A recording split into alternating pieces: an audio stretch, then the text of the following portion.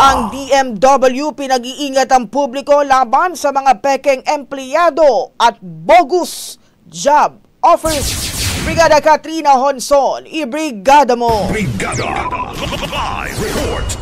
Nagbabala ang Department of Migrant Workers laban sa mga individual na nagpapanggap na empleyado ng ahensya upang makapanloko, maningil ng pera o magalok ng pekeng trabaho at pautang online. Ito ay matapos nga magpanggap ang dalawang individual na sangkot sa insidente. Nilinaw ng DMW na ang dalawang individual na nasangkot ay hindi konektado sa kanilang tanggapan at walang otorisasyon na magsagawa ng overseas employment programs.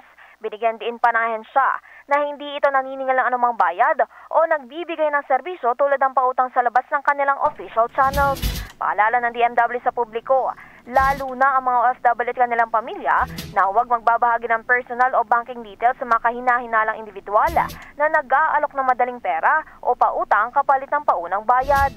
Para naman sa agarang tulong o katanungan, maaaring tumawag sa DMW Public Information Assistance Center sa 0287221144 o 0287221155. In the heart of changing lives, ako, si Brigada Katrina Honson ng 105.1 Brigada News sa Manila, The Music and News Authority.